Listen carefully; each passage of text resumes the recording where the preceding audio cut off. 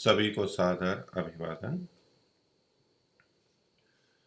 सत्यार्थ प्रकाश एकादश समोल्लास 11वां समोल्लास आर्यावर्तीय मत मतांतरों की समीक्षा का प्रकरण है। महर्षि दयानंद ने इस समोल्लास में विभिन्न मतों का, संप्रदायों का उल्लेख किया है, उनकी विवेचना की है। तो हम पीछे भी बहुत सारा देखते हुए आ रहे हैं, वैष्णवों का, शैवों का, शाक्त का इत्यादि। अब आगे कबीर पंथियों के बारे में प्रसंग चलेगा। ये मेरी पुस्तक में पृष्ठ संख्या 429 पर है। परोपकारिणी सभा अजमेर द्वारा प्रकाशित ये 39वां संस्करण है। आप अपनी पुस्तक में इस प्रश्न के आधार पर देख सकते हैं। प्रश्न है, कबीर पंथी तो अच्छे हैं। तो प्रश्नकर्ता एक जिज्ञासु है, वो जानना चाहता है कि कौन अच्छा है, कौन ठीक है, कौन ठीक नहीं है, कौन कितना ठीक है इत्यादि। तो महर्षि दयानंद ने अब तक जिस तरह से जिनकी अन्यों की समालोचना की है कि ये मूर्ति पूजक हैं, ऐसे हैं, तो ये प्रश्नकर्ता को पता है। तो वो अब ऐसे मत संप्रदायों के या तो पंथों के नाम ले रहे हैं जहाँ की महर्षि के अनुकूल भी बहुत सारी बातें हैं।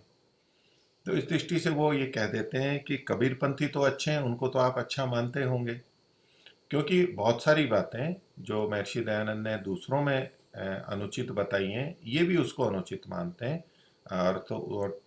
लेकिन कुछ कुछ बातें जो थी उसको लेकर के प्रश्न किया कि कबीरपंथी तो अच्छे हैं। तो कबीरपंथी यानी जो कबीर हुए हैं, संत कबीर के नाम से प्रसिद्ध हैं, उनको मानने वाले जो हैं, उस पंथ को, उनकी बातों को मानने वाले हैं, वो कबीरपंथी कहलाते हैं। तो बोले कबीरपंथी तो अच्छे हैं। महर्षि उत्तर देते हैं नहीं। अभी जो महर्षि का नहीं कथन है कि अच्छे नहीं हैं, उसका तात्पर्य क्या है? पूर्ण अच्छे नहीं है। अगर हम दूसरी दृष्टि से देखें तो कोई यूं कह सकता है कि अच्छे नहीं है यानी बुरे हैं, यानी पूरे बुरे हैं। ये पूरे बुरे की बात नहीं है कि अच्छे नहीं हैं यानी बुरे हैं यानी पूरे बुरे हैं। यहाँ तात्पर्य है, प्रश्नकर्ता का भी ऐसा ही है और महर्षि का भी उसी दृष्टि से उत्तर दिया गया है। महर्षि के द्वारा भी इसी दृष्टि से उत्तर दिया गया है कि कबीरपंथी अच्छे हैं यानी वो तो पूरे ठीक हैं, उनमें तो कोई बुराई नहीं है। तो महर्षि जब कह रहे हैं कि नहीं, अर्थात वो अच्छे नहीं है, अर्थात उनमें भी कुछ बुराइयां हैं या कुछ मान्यताएं उनकी भी गलत है। तो प्रश्न करता है क्यों अच्छे नहीं है? अच्छी अच्छी बातें उसने देखी हैं, वो बता रहा है। तो सबसे पहला तो महर्षि दयानंद का पाषाण मूर्ति पूजा इसके ऊपर था, तो इसलिए उसने कहा क्यों अच्छे नहीं हैं? पाषाणार्थी मूर्ति पूजा का खंडन करते हैं, ये उल्टा खंडन करते हैं। स्वयं नहीं करते मूर्ति पूजा और खंडन ही करते हैं। जैसे महर्षि दयानंद भी खंडन करते हैं मूर्ति पूजा नहीं करनी चाहिए, तो ये भी उसका खंडन करते हैं। तो ये तो अच्छी बात है, मूर्ति पूजा का खंडन करते हैं, इस कारण से तो आप इनको अच्छा कह ही सकते हैं। और उनकी कुछ बातें कह रहे हैं कि कबीर साहब फूलों से उत्पन्न हुए, तो फूल से उत्पन्न हुए तो अच्छी बात है, अच्छे होंगे, फूल तो अच्छे होते हैं, और अंत में भी फूल हो गए, फूल ही बन गए वो, ऐसा उनके बारे में कथा प्रचलित है। अगली बात कहते हैं कि ब्रह्मा विष्णु महादेव का जन्म जब नहीं था तब भी कबीर साहब थे। तो ब्रह्मा विष्णु महेश को ये देवता मान करके कथन किया जा रहा है कि ब्रह्मा एक देवता हुए थे, विष्णु एक हुए थे, महादेव एक हुए थे, शरीरधारी थे। तो उनसे पहले भी तब भी कबीर साहब थे। अब ये एक तो कबीर, संत कबीर जो शरीरधारी हुए, वो तो अभी के बहुत पुराने नहीं हैं, पर ये लोग फिर कबीर का मतलब परमात्मा लेने लग जाते हैं, उनको परमात्मा ही मानने लगते हैं। तो ब्रह्मा विष्णु महेश से भी पहले थे कि ब्रह्मा विष्णु महादेव का जन्म जब नहीं था, उत्पन्न नहीं हुए थे, यानी उनका शरीर ही नहीं था, तो ये शरीरधारी ब्रह्मा विष्णु महेश की बात कर रहे हैं। वैसे जैसा महर्षि दयानंद ने सत्यार्थ प्रकाश के प्रथम समोल्लास में भी कहा और जगह भी बोलते रहते हैं, तो ब्रह्मा विष्णु और महेश ये तीनों परमात्मा के ही नाम हैं, ये गुणवाची नाम है। ये ब्रह्मा परमात्मा को नाम कहते हैं, क्यों कहते हैं? विष्णु क्यों कहते हैं? महेश क्यों कहते हैं? महादेव क्यों कहते हैं? ये सब चर्चा प्रथम समोल्लास में हमने देखी थी, वहां पर कर सकते हैं, देख सकते हैं। तो लेकिन ये जन्म लेने वाले कह रहे हैं, तो ये देवता मान करके कथन कर रहा है प्रश्नकर्ता। तो जब ये नहीं थे तब भी कबीर साहब थे, तो ब्रह्मा विष्णु महेश तो एक प्रतीक के रूप में हो गए। अर्थात ब्रह्मा विष्णु महेश तो सबसे पुराने देवताओं में से माने जाते हैं, लोक में जो प्रचलित हैं। तो ये उनसे भी पहले थे, यानी वो बहुत प्राचीन थे, बड़े सिद्ध थे, यानी साधना की दृष्टि से सिद्धियां प्राप्त जिसको होती है उसको सिद्ध कहते हैं। तो उन्होंने बड़ी बड़ी सिद्धियां प्राप्त कर रखी थी और उन्नति ऊंचाइयों को प्राप्त कर रखा था उन्होंने, बड़े सिद्ध थे। कैसे कि जिस बात को वेद पुराण पुराण भी नहीं जान सकता उसको कबीर जानता था। तो वेद और पुराण तो पुस्तकें हैं, पुराणों का तो खंडन महर्षि दयानंद ने भी किया है, लेकिन वेद का तो बहुत समर्थन किया है। लेकिन ये सभी पुस्तकों को एक तरफ करके कि यानी वेद और पुराण प्रसिद्ध पुस्तकें थी, इसलिए उसने वेद और पुराण का उल्लेख कर दिया। यानी जिसको कि सब लोग सबसे ऊंचा मानते हैं, वेद को तो सबसे प्रथम पुस्तक मानते हैं, सबका आदि मूल मानते हैं सब ज्ञानों का, तो उस वेद के और पुराणों की भी बड़ी महिमा गाई जाती है। तो दो शब्द उसने ले लिए पुस्तकों की दृष्टि से। तो वेद और पुराण भी नहीं जान सकता, यानी वेद पुराण वैसे तो कोई चेतन नहीं है कि जो जाने, लेकिन वक्ता का तात्पर्य या प्रश्नकर्ता का तात्पर्य ऐसे लिया जाएगा कि उनमें वो बातें कही नहीं गई हैं कि वेद में, यानी वेद के कर्ता ने उनके हिसाब से, पुराण के कर्ता अगर उस बात को जानते तो इसमें लिख देते। तो यह जानने का मतलब हुआ कि वेद पुराण भी नहीं जान सकता, तो वेद पुराण स्वयं तो जानेंगे नहीं। तो या तो इसका अर्थ ये लेंगे कि वेद पुराण में वो बातें नहीं कही गई हैं, अथवा यूं कहेंगे कि वेद और पुराण को जानने वाला भी जिन चीजों को नहीं जान सकता, इन शास्त्रों को पढ़ने वाला भी जो जिन बातों को नहीं जान पाता है या नहीं जानता है उसको कबीर जानता था। इतना ज्ञान था, तो इनका ज्ञान बढ़ करके हुआ। सच्चा रास्ता है, सत्य का रास्ता है, सच्चा है, इसमें कोई ठगी नहीं है, धोखाधड़ी नहीं है, इस तरह से ये सच्चा रास्ता है। सो कबीर ही ने दिखाया, बाकी सब तो इधर उधर भटका देते हैं, लंबा रास्ता बता देते हैं, लूटपाट करते हैं, जैसे पाखंड आदि चलता है, और अपना स्वार्थ सिद्ध करते हैं इत्यादि। तो सच्चा रास्ता है सो कबीर ही ने दिखाया, बाकी सबका तो सच्चा रास्ता नहीं है, और कठिन है वो भी सच्चा नहीं कह सकते हैं कि भाई ये तो बड़ा कठिन रास्ता बता दिया इन्होंने। सच्चा रास्ता कबीर ही ने दिखाया। इनका मंत्र सत्य नाम कबीर आदि है।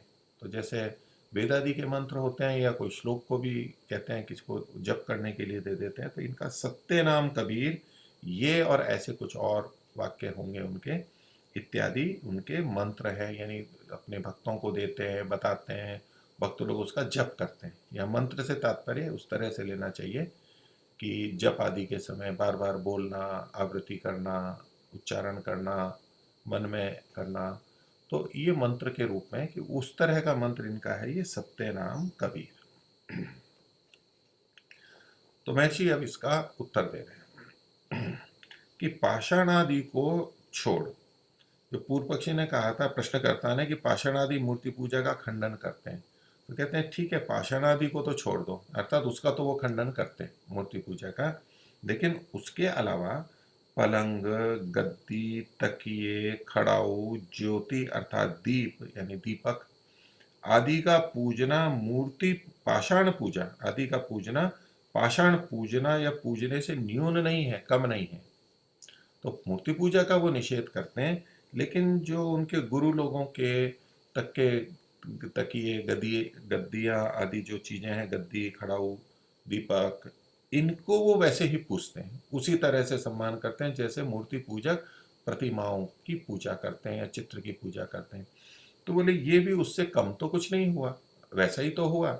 वो भी जड़ की पूजा करते हैं, ये भी जड़ की पूजा करते हैं, ठीक है आकार प्रकार में भेद है, लेकिन ये भी उसी तरह से पूजा करते हैं। तो मुख्य बात जो थी पाषाण पूजा का जो निषेध महर्षि दयानंद करते थे वो जड़ पूजा की दृष्टि से था। तो कोई मूर्ति पूजा है, कोई मूर्ति बना करके पत्थर की, लकड़ी की, मिट्टी की, ऐसी जो मूर्तियां बन जाती हैं वही बना के पूजा करे, वही मूर्ति पूजा नहीं। उसके पीछे क्या जड़ पूजा की, जड़ की पूजा नहीं होनी चाहिए, चेतन की, परमात्मा की पूजा होनी चाहिए। ये महर्षि का तात्पर्य था। तो ये सब वस्तुएं भी जड़ है, इनकी पूजा है तो इसमें और उसमें कहाँ भेद हुआ, ये उससे कम भी नहीं है, अर्थात ये भी वैसा ही हो गया। अब आगे महर्षि कहते हैं कि क्या कबीर साहब भुनगा था व कलियां था जो फूलों से उत्पन्न हुआ और अंत में फूल हो गया। तो ये इस बात का उत्तर है जो उन्होंने दूसरा वाक्य लिखा था प्रश्न में कि कबीर साहब फूलों से उत्पन्न हुए और अंत में भी फूल हो गए। दो बातें थी कि फूलों से उत्पन्न हुए, उसका उत्तर महर्षि का है कि क्या कबीर साहब मतलब फूलों से ऐसा कोई मनुष्य तो उत्पन्न होता नहीं है, तो फूलों से उत्पन्न हुए तो कबीर साहब क्या भुनगा थे। भुनगा होता है एक पक्षी, एक कीड़ा होता है जो उड़ता है और फूलों में रहता है, फूलों में छुप जाता है। तो भुनगा था जो फूलों से उत्पन्न हुआ, क्योंकि भुनगा फूलों से उत्पन्न होता हुआ ऐसा प्रतीत होता है, वहां से निकलता है, इस दृष्टि से ये वहां से उत्पन्न होना है। तो भुनगे को तो जोड़ना है फूलों से उत्पन्न करने से। तो बोले फूलों से उत्पन्न हुए, तो क्या वो भुनगा थे जो फूलों से उत्पन्न हुए? मनुष्य तो फूलों से उत्पन्न नहीं होता है, ये तो अप्राकृतिक है, स्वाभाविक नहीं है। तो इसलिए महर्षि ने बात कही कि फूलों से तो उत्पत्ति कुछ होती नहीं है, और अगर फूलों से उत्पन्न हुए तो क्या वो भुनगा थे जो फूलों से उत्पन्न हुआ? भुनगा को कबीर मानते हैं क्या? तो कबीर तो मनुष्य थे, वो तो भुनगे से, वो तो फूलों से उत्पन्न नहीं हो सकते। दूसरा था कि अंत में भी फूल हो गए, तो अंत में फूल हो गए को लेना है कलियों के साथ में, कि क्या वो कली थे जो अंत में फूल हो गए? क्योंकि पहले कली आती है, कली फिर अंत में फूल बन जाती है और फिर समाप्त हो जाती है। कहीं फल होता है तो फल भी बन जाता है, वो है। लेकिन जहाँ कली और पुष्प के बाद में पुष्प समाप्त हो जाता है, जैसे गुलाब चमेली आदि होते हैं, तो जहाँ स्पष्टतः से कोई फल आदि की उत्पत्ति हमें नहीं दिखाई देती, तो वो उस संदर्भ में। तो भुनगा था व कलियां था, तो इनको यथाक्रम हमें लगाना है। भुनगा था जो फूलों से उत्पन्न हुआ और कलियां था जो अंत में फूल हो गया। क्या वो भुनगा या कलियां था? तो ऐसा तो नहीं था। तो इसका निषेध महर्षि ने किया। केवल प्रश्न ही नहीं है, ये प्रश्न करते हुए निषेध कथन है। ये ऐसा नहीं थे वो, क्योंकि ऐसे होते तो वो उन्होंने जो दोहे रचे हैं, उपदेश दिए हैं, और जो बहुत सारी घटनाएं, वो तो उनके साथ में नहीं हो सकती, वो तो मनुष्य के साथ में हो सकती है। वहां संगत है, इसलिए वो फूल से उत्पन्न हुए और अंत में फूल हो गए, ये जो कथन है उनके बारे में वो ठीक नहीं है। और अगर उसका ऐसा कुछ तात्पर्य है तो क्या है, उसकी एक कथा आगे प्रचलित है, वो महर्षि बता रहे हैं कि यहाँ जो यह बात सुनी जाती है वही सच्ची होगी कि ये जो फूल फूल का संबंध है वो कैसे, क्या सुना जाता है कि कोई जुलाहा काशी में रहता था। तो काशी तो विद्या की नगरी, वहाँ पठन पाठन संस्कृत और शास्त्रों का आज भी बहुत है और उस समय भी बहुत प्रचलित था। लोग पढ़ने के लिए वहाँ जाया करते थे, विशेष रूप से विशेष अध्ययन के लिए। कि कोई जुलाहा काशी में रहता था, उसके लड़का बाला नहीं था।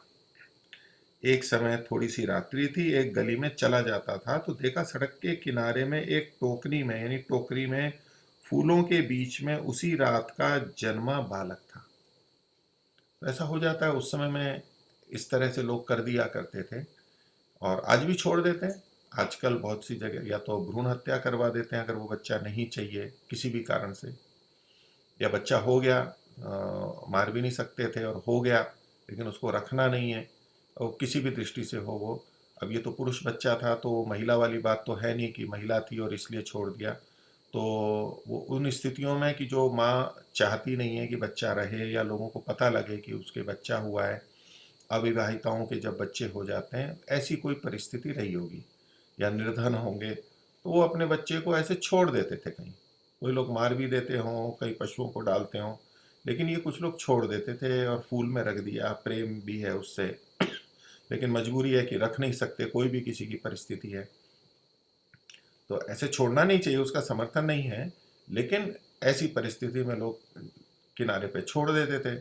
या तो कहीं आजकल भी जैसे होता है, कहीं अनाथालय में या वहाँ कहीं छोड़ जाते हैं, रख जाते हैं कि भाई बजाय इधर उधर कुछ होने के इसका पालन पोषण हो जाएगा, कोई उठा लेगा इसको। तो ऐसे किसी ने छोड़ रखा होगा, तो इनको वो उन्होंने देख लिया, तो वो उसको उठा करके ले आया और अपनी स्त्री को दिया, पत्नी को दिया, और उसने पाल लिया, वो भी खुश हो गई, बच्चा आगे मिल गया उनको। तो जब वह बड़ा हुआ तब जुलाहे का काम करता था। तो जैसे पिता करते हैं वैसे करते हैं, प्राय उन दिनों में इस तरह से होता है। आज भी बहुत कुछ होता है, पिता के कार्य को ही बच्चा अपना लेता है, पढ़ा लिखा नहीं है लेकिन आजीविका के लिए कुछ ना कुछ कर लेता है। तो बड़ा हुआ तब जुलाहे का काम करता था। किसी पंडित के पास संस्कृत पढ़ने के लिए गया, इच्छा हुई होगी, स्वाभाविक है, किसी की भी हो सकती है। तो वहाँ काशी में पंडित के पास गए तो उसने उसका अपमान किया, पढ़ाया नहीं।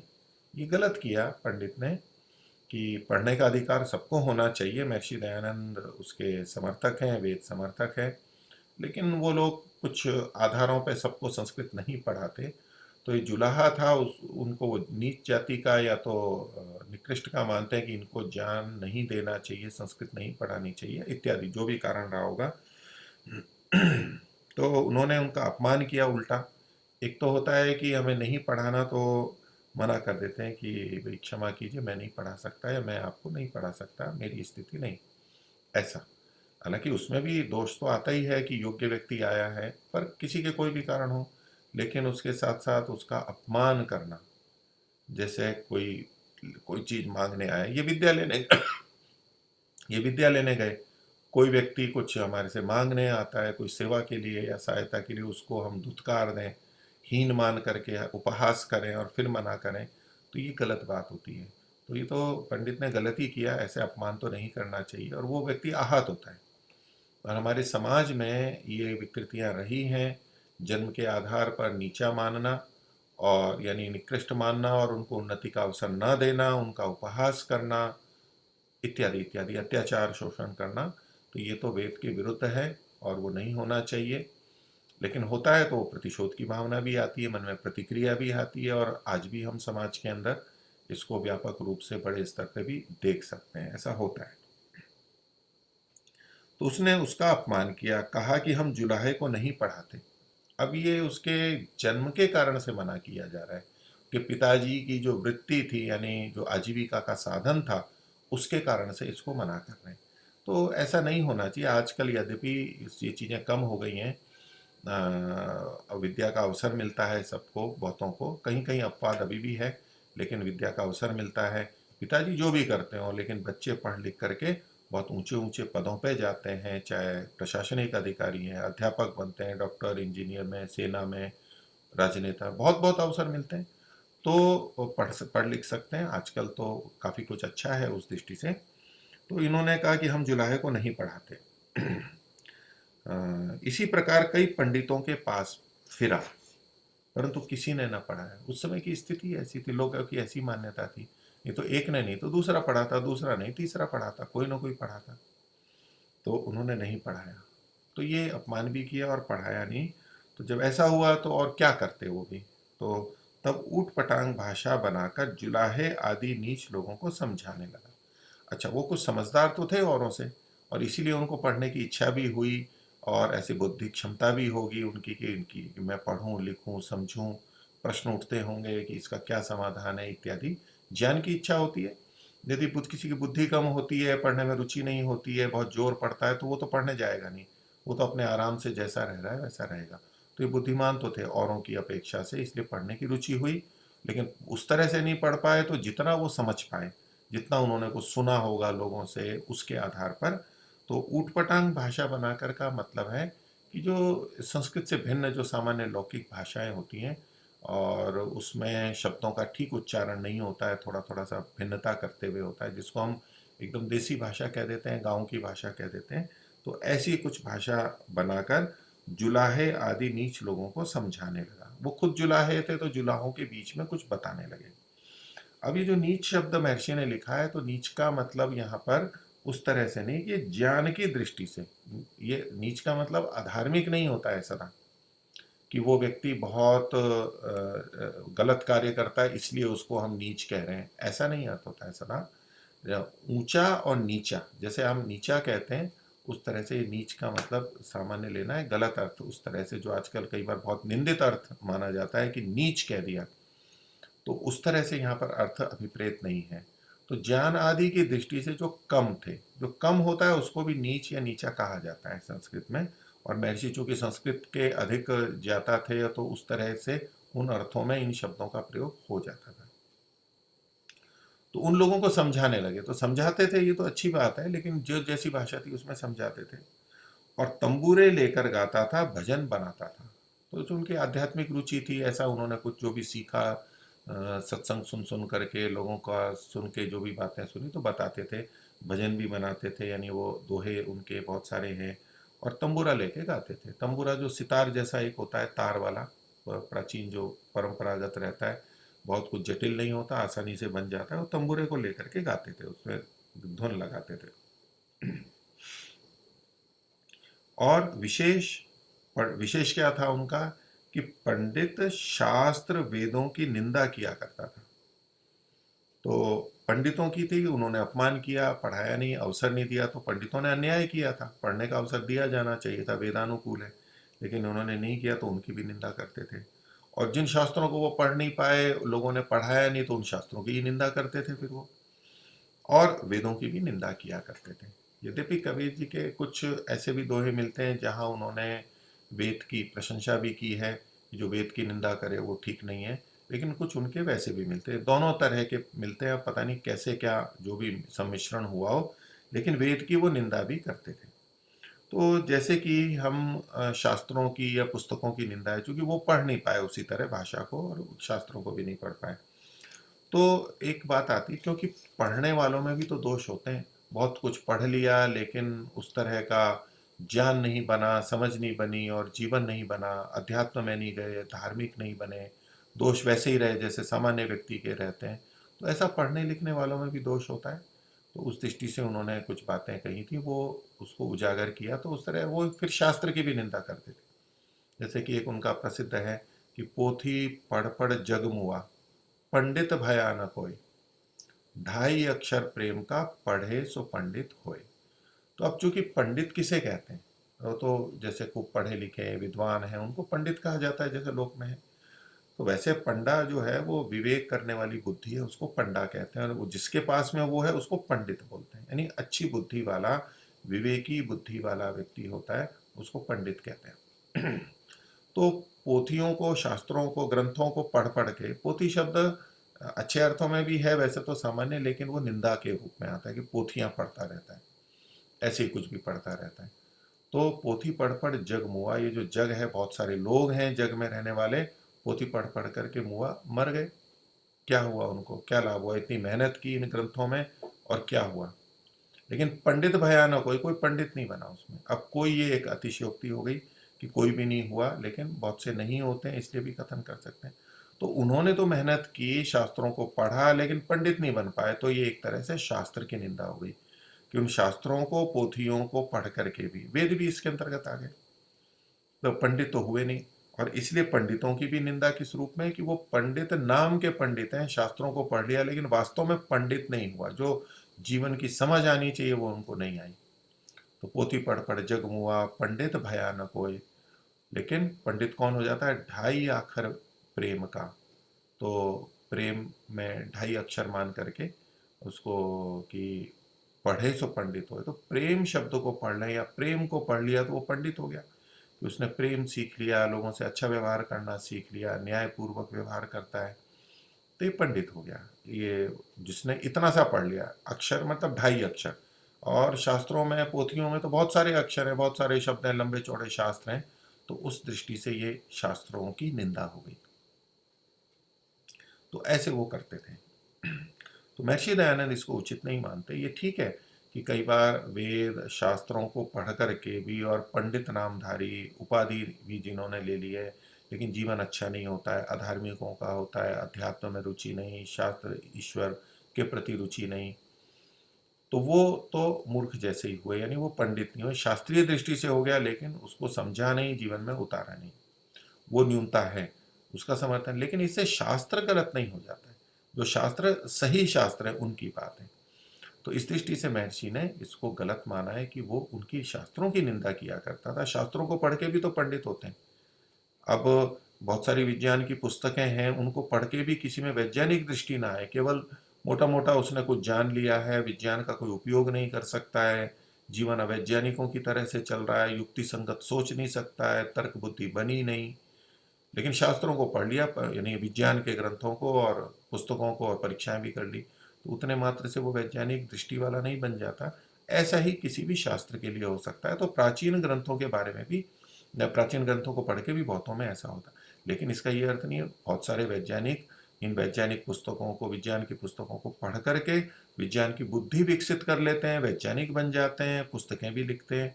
तो ऐसे ही इन शास्त्रों को पढ़ के पंडित भी बनते हैं, लेकिन इन्होंने पूरी तरह से निषेध किया, तो ये शास्त्रों की निंदा हो गई। इसको महर्षि दयानंद अनुचित मान रहे हैं।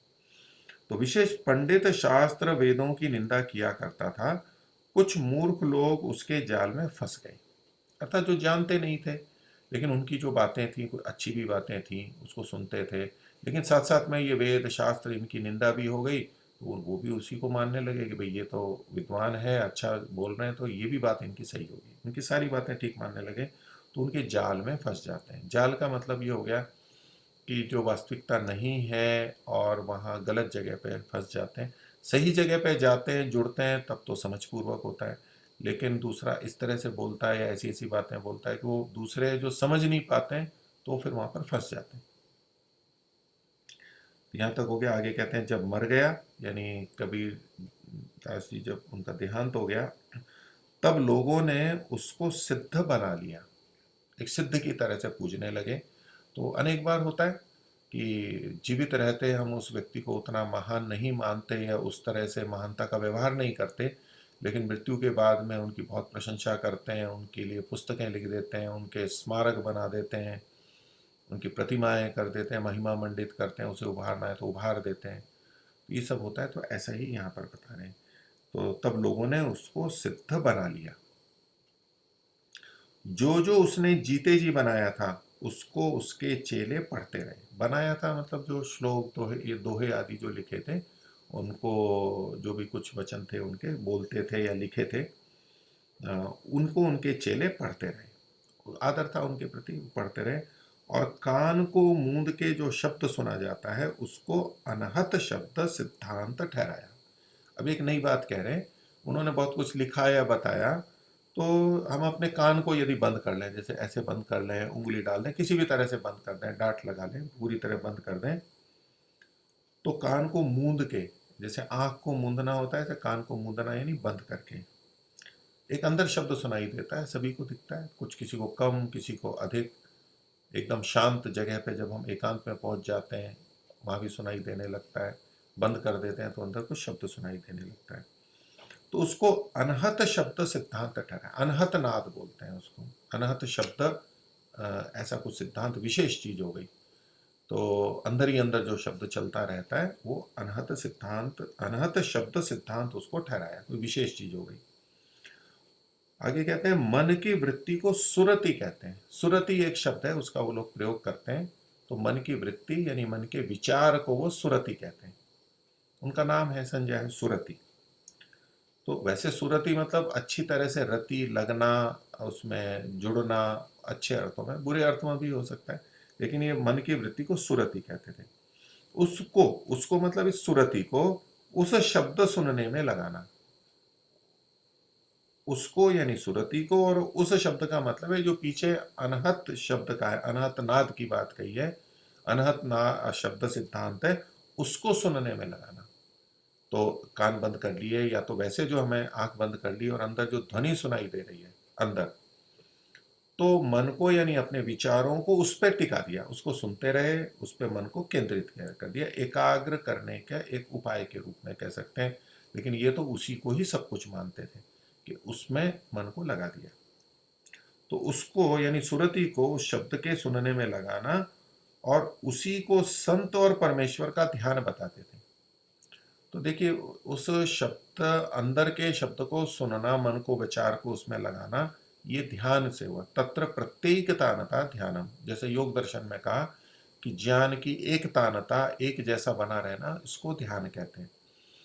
तो यदि कोई अपने विचारों को उस शब्द पे लगा देता है, तो उस दृष्टि से तो ये एक ध्यान हुआ कि एकाग्रता बनाई है वहां पर उसको वो क्या कहते थे कि इसी को संत का ध्यान कहते थे।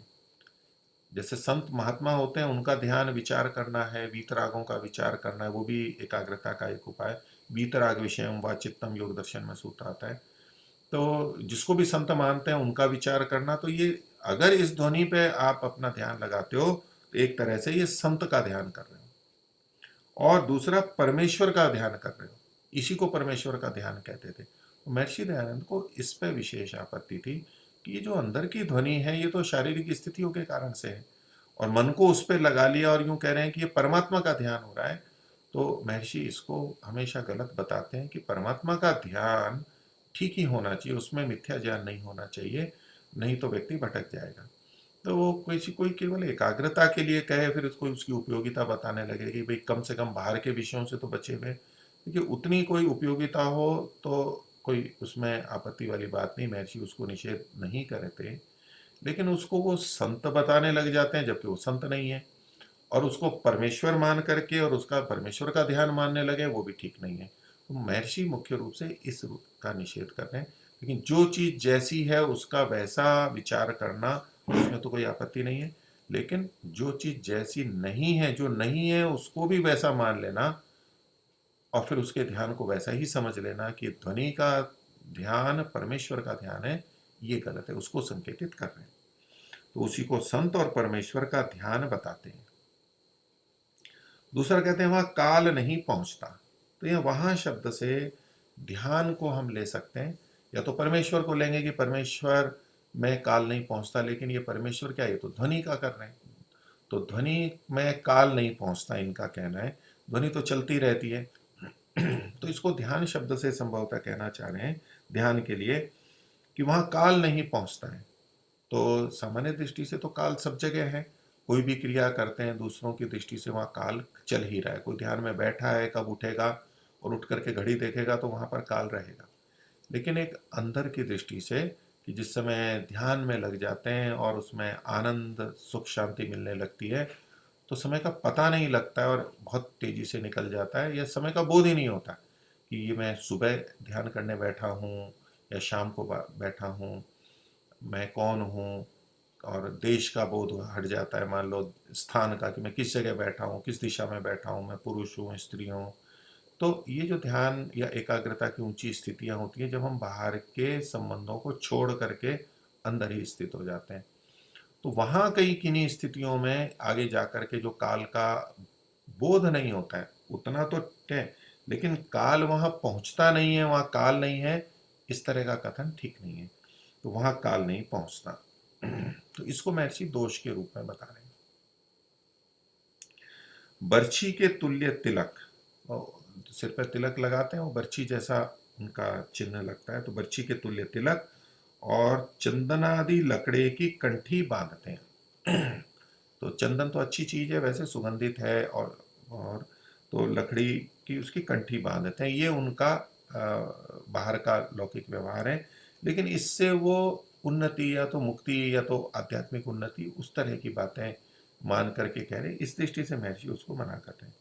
तो महर्षि कह रहे हैं कि बताओ कि भला विचार देखो मतलब विचार करके देखो, सोचो कि इसमें आत्मा की उन्नति और ज्ञान क्या बढ़ सकता है।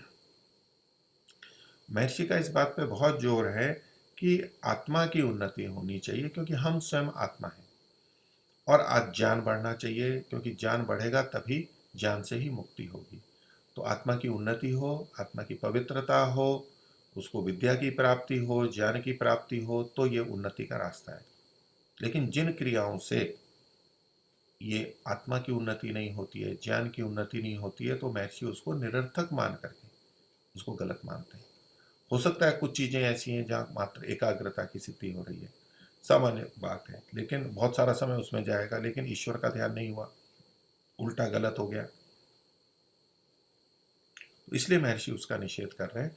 महर्षि समस्त धार्मिक क्रियाकलापों के पीछे और जो हमारी वर्णाश्रम व्यवस्था है उसमें सभी में, चारों वर्ण, चारों आश्रम, अन्य विधि विधान, उस वो सब आत्मा पर केंद्रित है। आत्मा की उन्नति होनी चाहिए, आत्मा की शुद्धि होनी चाहिए, आत्मा की अविद्या नष्ट होनी चाहिए, क्लेश नष्ट होने चाहिए, ऐसी सारी क्रियाओं का समायोजन है।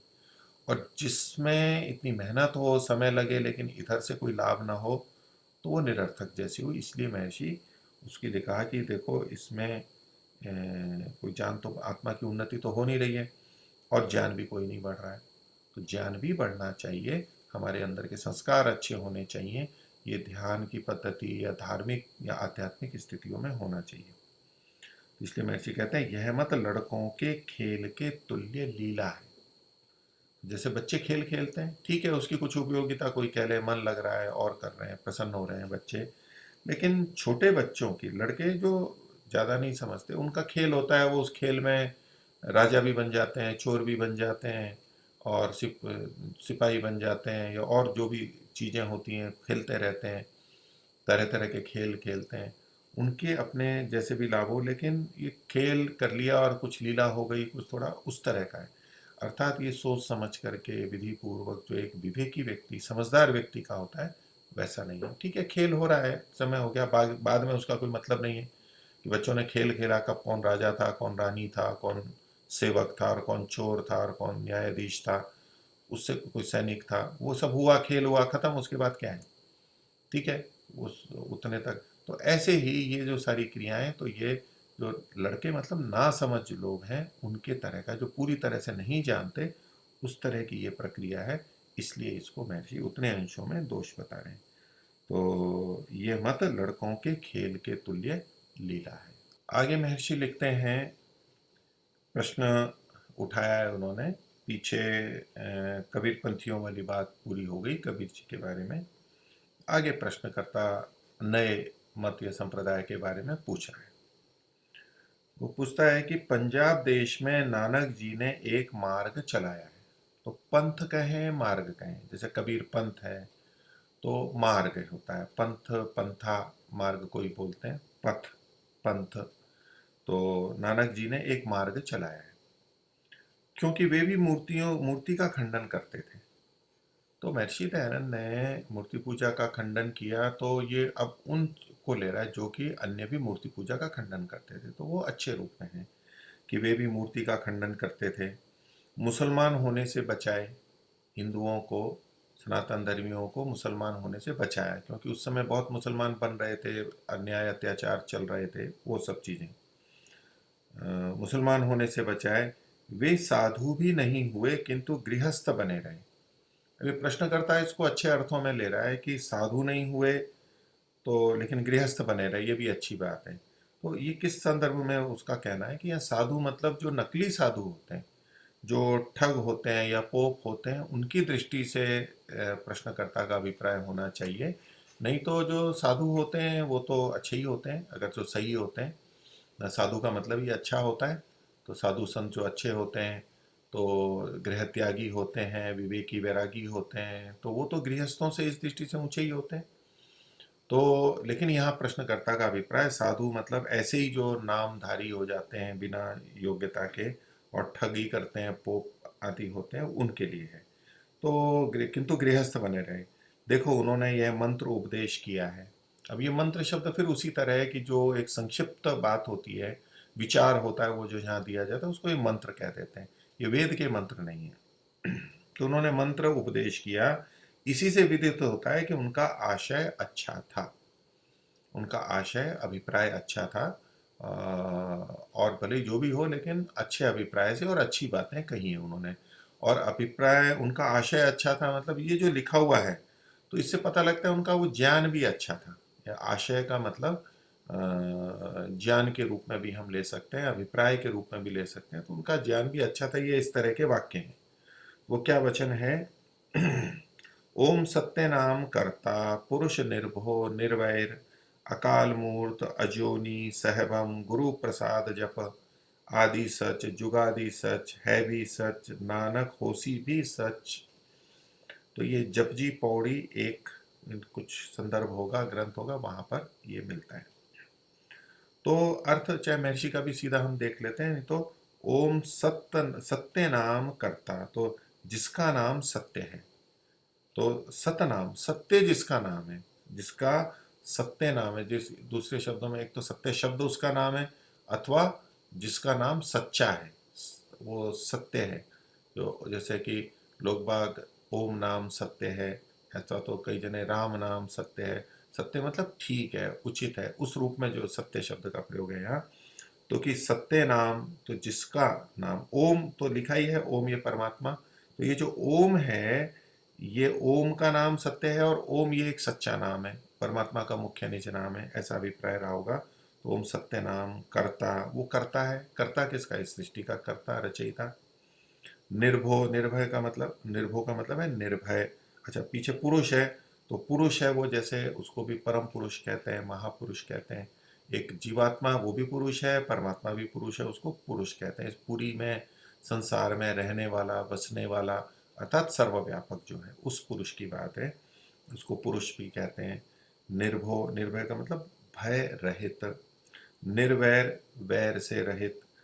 अकाल मूर्त, तो इसमें जो नीचे अर्थ किया है महर्षि ने, जिसका सत्य नाम है वह कर्ता पुरुष, भय और वैर रहित। तो वैर रहित यद्यपि साथ साथ लिखा है, लेकिन रहित शब्द को अपने को भय के साथ भी जोड़ना है, भय रहित और वैर रहित, क्योंकि निर्भो यानी निर्भय और निर्वैर ये शब्द लिखे हैं। अकाल मूर्त, तो अकाल मूर्ति जो काल में, अकाल मूर्ति जो काल में आता नहीं है, जो काल में, और अजोनी जो जोनी में नहीं आता है। जोनी मतलब योनि, अर्थात जन्म, जिसका जन्म नहीं होता है। तो ये बिल्कुल ठीक बात कही गई है। और जो काल में भी नहीं आता है, यानी कालातीत है, काल से परे है। हम जैसे काल से जुड़ जाते हैं, हमारी उत्पत्ति है या हमारा जन्म या मृत्यु है, इत्यादि इत्यादि, हम काल विशेष से जुड़ते हैं। परमात्मा अनादि अनंत है इस दृष्टि से, लेकिन काल का बोध तो है, और अन्य दृष्टियों से काल का कथन कर सकते हैं। काल साथ में नित्य माना जाता है, साथ में रह ही रहा है, लेकिन परमात्मा इसमें काल में नहीं आता, यानी उसमें, उसके बंधन में नहीं आता है, उससे बंधा हुआ नहीं है, वो इससे परे है। और जोनी में नहीं आता। फिर आगे कहा सहभम, सहभम को कहा प्रकाशमान है। सहभम अच्छी तरह से प्रकाशित है, साथ साथ प्रकाशित है, भासमान है, तो प्रकाशित है। अभी प्रकाशमान यानी सूर्य आदि का प्रकाश नहीं, ज्ञान के प्रकाश की दृष्टि से हम ले सकते हैं, लेकिन प्रकाशमान है। गुरु प्रसाद जप, तो गुरु के प्रसाद से जब उसका नाम मिला है, तो गुरु की कृपा से उसका जप कर। ऐसा जो ये पुरुष है, सत्य नाम करता, निर्भय निर्वैर, उसका जप कर गुरु की कृपा से। गुरु की कृपा नहीं होगी तो जप नहीं कर पाएंगे। गुरु ने बताया है, सिखाया है, विधि बताई है, और उसका जप कर। तो उसी का जप गुरु की कृपा से कर, उसी का यानी इस ओम का। और वो यानी वो ये परमात्मा के लिए, निराकार परमात्मा के लिए ही कहा जा रहा है। ये तो अच्छी बात हो गई। आगे कहते हैं आदि सच, तो परमात्मा आदि सच मतलब आदि में भी सच था, यानी पार प्रारंभ में पहले भी। तो जो कहा ना सत्य नाम, वो सच है, सच्चा है। तो कब सच्चा है? तो सदा से सच है, इसलिए कहा कि वो आदि में सच था, आदि सच। जुगादि सच, और युगों के आदि में यानी विभिन्न जो युग आते हैं, सृष्टि की उत्पत्ति होती है, नए युग आते हैं, और सतयुग, त्रेता आदि, उस दृष्टि से युग देख लीजिए। तो उनके आदि में भी, विभिन्न युगों के आदि में, मैंने सब युगों में वो सच ही रहता है। किसी युग को हम अच्छा मान लेते हैं, किसी को बुरा मान लेते हैं, उसमें परमात्मा भी कुछ गलत गलत होता हो, बदलता हो, ऐसा नहीं। वो जुगादि में, सभी युगादियों में, उनके आदि में सच रहता है। युगों की आदि में सच है, वर्तमान में सच है, अभी भी सच ही है, और होगा भी सच है, भी सच। नानक होसी भी सच है, नानक का नाम इसमें आया है, तो गुरु नानक का, तो होगा भी सच, और आगे भी सच ही रहेगा भविष्य में भी। तो ये जो सारी बातें लिखी गई हैं, तो ये तो अच्छे हैं, इनका आशय भी अच्छा था। ये प्रश्नकर्ता ने अपनी बात को रखा है, उनके अच्छाइयों को। तो महर्षि देते हैं कि उत्तर, नानक जी का आशय तो अच्छा था, अभिप्राय अच्छा था, और ये जो बात लिखी है ये भी ठीक लिखी है, परंतु दिक्कत उसमें जो न्यूनता रही उनमें क्या, परंतु विद्या कुछ भी नहीं थी। अब देखिए, ये विद्या शब्द जो है, तो एक तो शास्त्रों से जो हम प्राप्त करते हैं, अन्य कारण, अन्य प्रमाणों से प्राप्त करते हैं, प्रत्यक्ष से, अनुमान से, आप्तोपदेश से, वो सारा का सारा विद्या के अंतर्गत आता है। केवल पुस्तक पढ़ना भी नहीं होता है। तो विभिन्न विषयों का जो ज्ञान होता है, महर्षि उसको भी अच्छा मानते थे।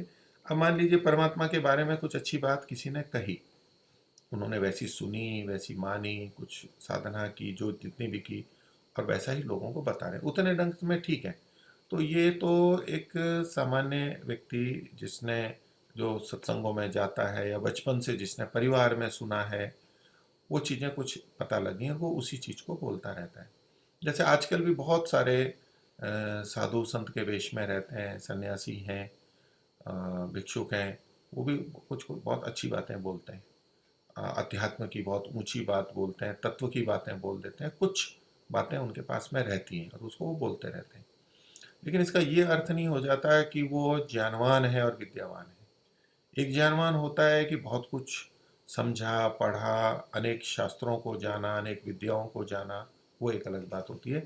तो ऐसे कुछ बात अच्छी कह देना उतना पर्याप्त नहीं होता है। तो उस रूप में महर्षि का कहना है कि उनकी विद्या कुछ भी नहीं थी, यानी बहुत कम थी। आगे कहते हैं, हाँ, भाषा उस देश की जो कि ग्रामों की है जानते थे। वो तो स्वभावतः बच्चे सीख ही जाते हैं भाषा को, सुनते सुनते और बोलने लग जाते हैं, उसको वो जानते थे। वेद आदि शास्त्र और संस्कृत कुछ भी नहीं जानते थे। महर्षि का वेद के ऊपर बहुत अधिक जोर है, और वो ये इस बात को बहुत मानते हैं कि जो वेद को नहीं जानता और उससे ठीक ठीक ज्ञान प्राप्त नहीं किया है, वो उसमें न्यूनता रहेगी और उसमें गलतियों के आने की बहुत संभावना है। तो वेद आदि शास्त्रों को भी नहीं पढ़ा था और संस्कृत भी नहीं जानते, क्योंकि संस्कृत में बहुत अच्छे अच्छे ग्रंथ हैं। उस दृष्टि से महर्षि का ये कथन है। केवल भाषा जानने से विद्वत्ता आ जाती हो, ये महर्षि का अभिप्राय नहीं है। जिसने संस्कृत पढ़ी है तो यानी उसका तो फिर ज्ञान ही बढ़ गया, ऐसा नहीं है। संस्कृत में किसी ने व्याकरण पढ़ लिया, भाषा पढ़ ली, या किसी का जन्म ही ऐसे परिवार में हुआ गांव में जहाँ संस्कृति बोली जाती है, तो उसने संस्कृत जान ली, ये तो एक भाषा है। मुख्य अभिप्राय विद्या का कि इस भाषा में जो बहुत सारे अच्छे ग्रंथ हैं, उनका उनका पढ़ना साथ में, ये विद्या के कारण में आएगा। तो महर्षि का था कि वेदादि शास्त्र और संस्कृत कुछ भी नहीं जानते थे। जो जानते होते तो निर्भय शब्द को निर्भो न लिखते।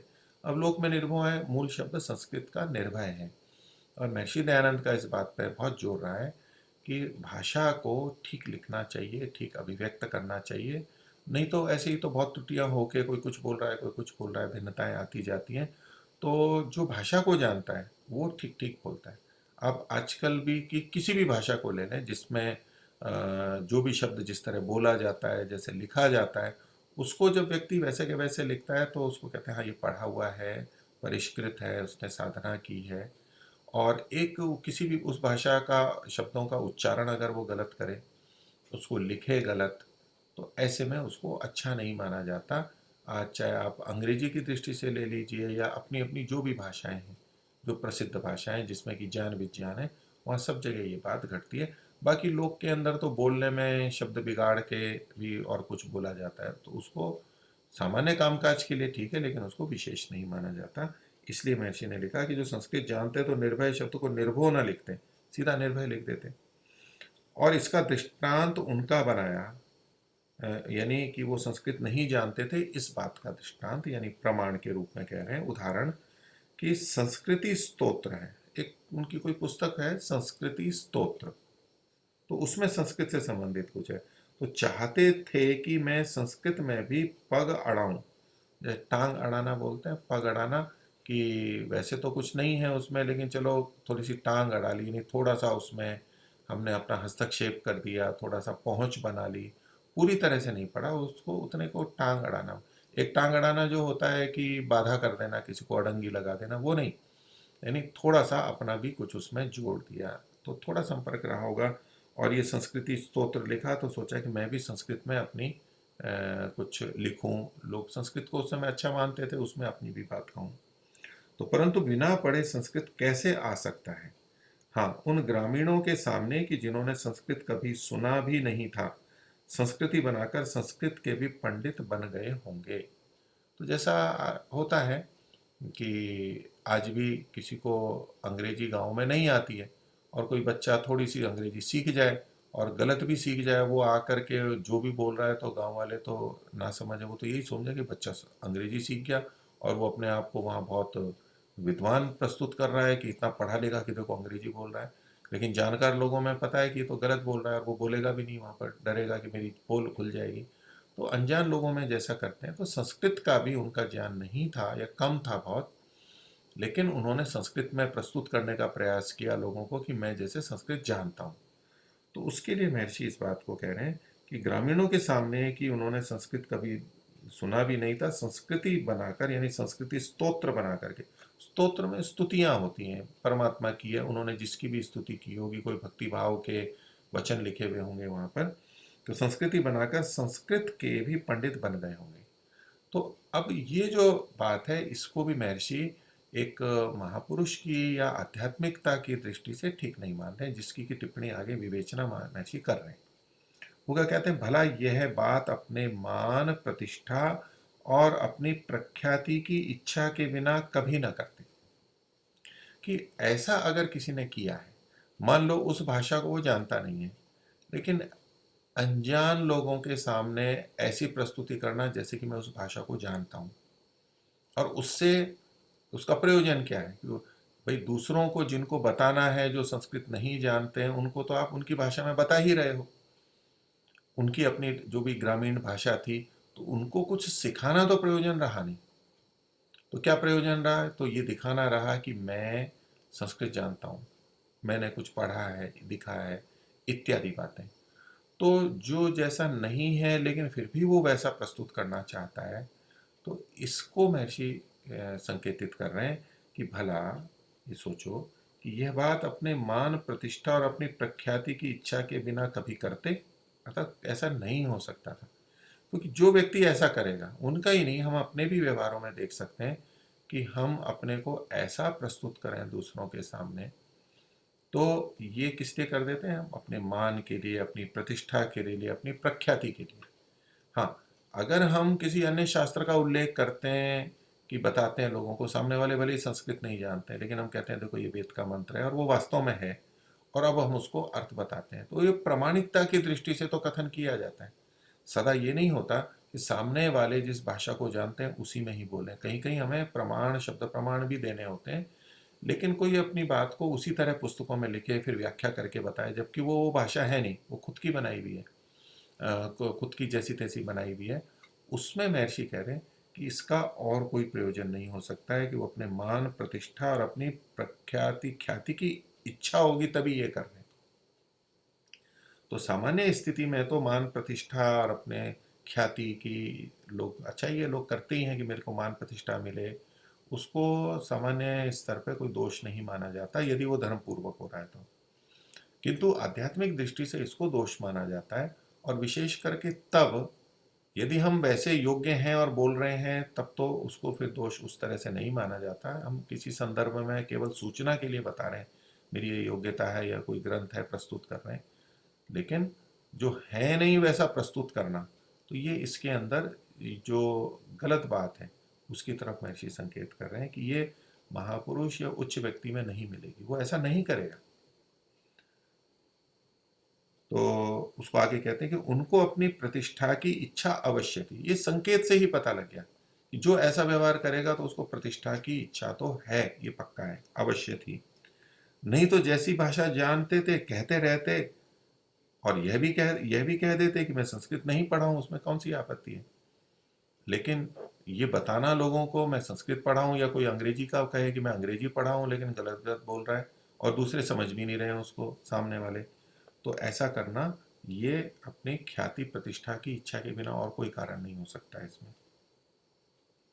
आगे कहते हैं कि जब कुछ अभिमान था तो मान प्रतिष्ठा के लिए कुछ दंभ भी किया होगा। क्योंकि ये जो सारी चीजें हैं, जो मान प्रतिष्ठा चाहता है, तो वो एक अभिमान होता है व्यक्ति का अपने लिए, अपने प्रति, तो ये अभिमान भी दोष माना जाता है। तो उनको अभिमान था, तो प्रतिष्ठा, जिसको अभिमान है अपने लिए, यानी मिथ्या अभिमान है, तो वो अपनी मान प्रतिष्ठा के लिए कुछ ना कुछ गलत भी करेगा। तो मान प्रतिष्ठा के लिए कुछ दंभ भी किया होगा, एक संभावना में कह रहे हैं कि दंभ का अभिप्राय क्या होता है, कि कुछ ऐसा पाखंड किया हो, दिखावा किया हो, झूठा आडंबर किया हो, इसको कहते हैं दंभ। और कब किया जाता है ये, कि अपना महत्व दिखाने के लिए, अपना कोई प्रयोजन सिद्ध करने के लिए, या धोखे में डालने के लिए जो ऐसा किया जाता है पाखंड दिखावा, उसको दंभ कहते हैं। तो बोले अभिमान था, तो मां, अगर अभिमान है तो अपनी मान प्रतिष्ठा के लिए कोई ना कोई दंभ करेगा वो, क्योंकि इसकी उसकी इच्छा है कि लोग मेरे को अच्छा माने, मेरे को मेरी प्रतिष्ठा हो, तो कुछ ना कुछ अधर्म का सहारा लेगा, दंभ करेगा, पाखंड करेगा, गलत बात को प्रस्तुत करेगा, जो नहीं है वो भी प्रस्तुत करेगा या दिखाने का प्रयास करेगा। तो ये आध्यात्मिकता या उच्च स्थिति के लिए अच्छा नहीं माना जाता, ये तो बल्कि निचली स्थिति को द्योतित करता है। तो आगे कहते हैं कि इसलिए उनके ग्रंथ में जहां तहां वेदों की निंदा और स्तुति भी है। अब ये जो कथन है, कहीं स्तुति भी कर दी और कहीं निंदा भी कर दी। तो क्योंकि उसके लिए महर्षि आगे कह रहे हैं कि क्योंकि जो ऐसा ना करते तो उनसे भी कोई वेद का अर्थ पूछता। जो वेद की निंदा कर दी, अब कोई वेद का अर्थ पूछने आएगा तो वो तो ये कह देगा नहीं ये तो गलत ग्रंथ है, मैं इनको नहीं मानता हूँ और छोड़ो इनको। तो इससे बच गए, क्योंकि कोई मंत्र ले आता वेद का, क्योंकि लोग दूसरे भी तो स्वाध्याय करते होंगे, कहीं किसी ने कोई मंत्र कहा, पढ़ा, सुना, तो अर्थ जानने के लिए आ जाएं। जब उनको महान मानते हैं, अच्छा मानते हैं, तो कुछ भी लेके आ जाते हैं। जैसे कोई किसी को विद्वान मानता है तो कुछ भी वेद का मंत्र या कोई कठिन श्लोक और वो लाके सोचते हैं कि हर प्रश्न का उत्तर दे देंगे। ये विद्वानों के साथ आज भी होता ही रहता है। तो उसका तो ऐसा इच्छा किसी की हो सकती है और वो आए और यूं कहे कि जी मैं तो पता नहीं है, और वो कुछ बोले नहीं, या तो गलत बोलेगा, गलत बोलेगा तो भी फंस जाएगा आगे। कि पता नहीं है फिर भी जबरदस्ती उसका अर्थ करके बता रहा है कि मेरी पोल ना खुल जाए या लोग मेरे को अल्पज्य या कम जानने वाला ना समझे। तो प्रतिष्ठा को बचाने के लिए व्यक्ति फिर या तो गलत बोल देगा, और नहीं तो ये कहेगा बचने के लिए कि नहीं ये तो गलत चीज़ें हैं, मैं इनका अर्थ नहीं जानता, मैंने तो पढ़ा ही नहीं है, मैं तो इनको गलत मानता हूँ। तो भी बच गए, ये भी एक तरीका होता है। तो कोई वेद का अर्थ पूछता और न आता तब प्रतिष्ठा नष्ट होती, इसलिए पहले ही अपने शिष्यों के सामने कहीं कहीं वेदों के विरुद्ध बोलते थे। सब जगह नहीं, कहीं कहीं बोलते थे, और कहीं कहीं वेद के लिए अच्छा भी कहते थे। अच्छा भी कहते थे तो वो भी क्यों करना पड़ रहा था कि अगर पूरी तरह निंदा करो तो भी दोष आ जाएगा, कि क्योंकि जो कहीं अच्छा न कहते तो लोग उनको नास्तिक बनाते, क्योंकि वो भी एक बात है, जो वेद की निंदा करता है, वेद को नहीं मानता है, तो वो नास्तिक होता है। ये भी प्रचलन में है।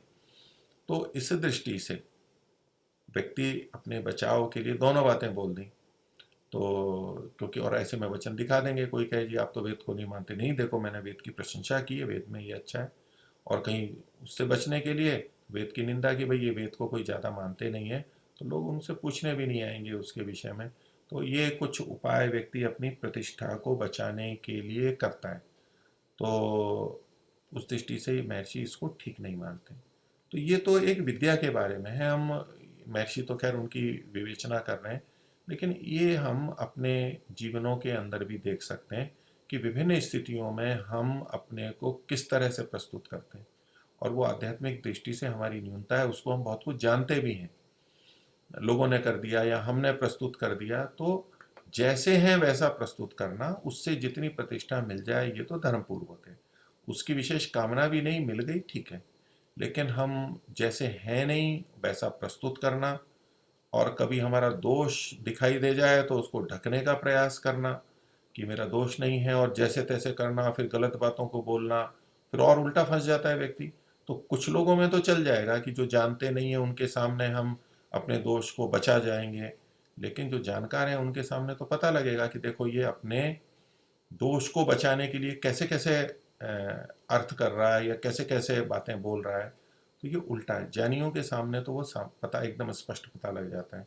तो जो इस तरह से व्यवहार करते हैं, इसका मतलब है वो उनमें मान सम्मान प्रतिष्ठा की इच्छा है, अभिमान है, तो वो दंभ आ ही जाता है। ये लोकेशना का दोष है कि हम जब उसके प्रति अधिक राग युक्त हो जाते हैं, और वो प्रतिष्ठा का सुख हम इतना ले लेते हैं कि उस प्रतिष्ठा से गिरना मतलब तो मृत्यु के समान माना जाता है। लोक में कहा भी जाता है, वो तो गलत कार्य करने पे ऐसा होता है, अपमान होता है, तो वो मृत्यु के समान है, इतना कष्ट होता है, व्यक्ति मरना चाहता है, मैं मर जाऊं, लेकिन लोगों को मुंह नहीं दिखाना चाहता, वो सहन नहीं कर सकता है, वो एक अलग बात हो गई। लेकिन वो इतना कष्टप्रद होता है, तो उससे बचने के लिए व्यक्ति ये फिर पाखंड करने लगता है। लेकिन जो धार्मिक आध्यात्मिक सच्चा होता है और ठीक रास्ते पे चल रहा होता है, वो लोकेशना में ऐसा नहीं जाता, पहले फंसा हुआ नहीं होता, तो कभी अपमान भी होता है तो उसको वैसे दुख नहीं होता है। वास्तव में हमारी त्रुटि पता लगे तो भी उसको नहीं होता, वो सोचता है चलो इससे अच्छा है मेरा दोष सुधर गया।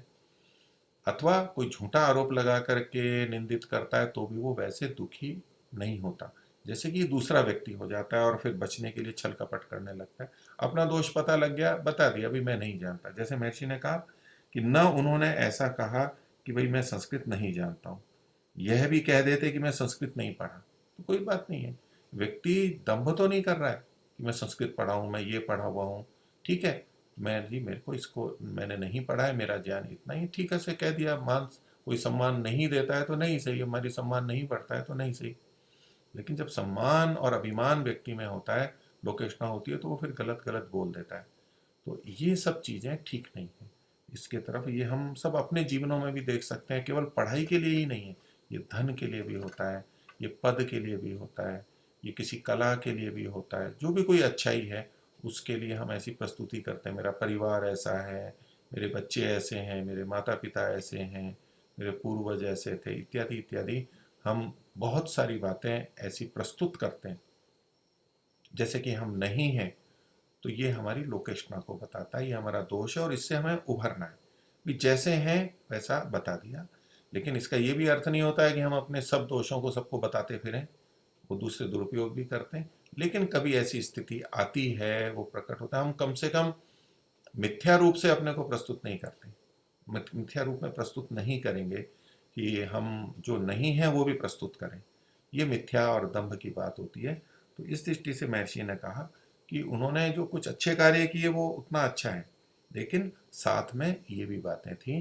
तो एक जो हम उच्च स्तर पे मानते हैं कि अच्छे ऋषि हैं, ईश्वर साक्षात्कार करने वाले हैं, योगी हैं, ये उससे निचली स्थितियां हैं। बाकी जिन्होंने जितना अच्छा किया उसके लिए महर्षि मना नहीं करेंगे, वो तो है ही जितना है। लेकिन जो बहुत ऊंचा मान के या फिर इतने भक्त हो जाते हैं, फिर उन्हीं को सब कुछ मानने लगते हैं, उसके लिए महर्षि ने यहाँ पर ये विवेचना की है। इनसे संबंधित और भी बात है, उसको हम फिर आगे देखेंगे। आज का विषय इतना ही रखते हैं। सभी को सादर नमस्ते। ओम शांति।